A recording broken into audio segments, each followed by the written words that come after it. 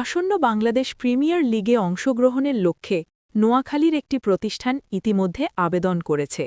সোমবার কার্যকর উন্নয়ন প্রতিষ্ঠান সায়েন্স গ্লোবাল নোয়াখালী রয়্যালস নাম নিয়ে ফ্র্যাঞ্চাইজি মালিকানার উদ্দেশ্যে আবেদন জমা দেয়।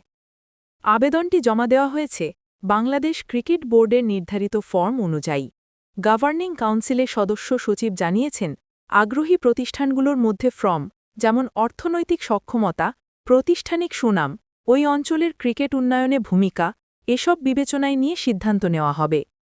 যদিও আবেদনটি ইতিমধ্যে দেওয়া হয়েছে, তবে চূড়ান্তভাবে ফ্র্যাঞ্চাইজি অধিকার লাভ করবে কিনা তা নির্ভর করছে বিসিবির প্রক্রিয়া ও শর্তাবলীর পূরণের ওপর। বোর্ড জানিয়েছে, সংশ্লিষ্টকারী প্রতিষ্ঠানদের ব্যাংক সলভেন্সি সার্টিফিকেট, অডিটেড আর্থিক প্রতিবেদন, কর ও ভ্যাট রেজিস্ট্রেশন সহ নানাবিধ নথি জমা দিতে হবে। সব ধরনের খেলার খবর পেতে সাবস্ক্রাইব করুন। সঙ্গে থাকুন খেলার পাতার।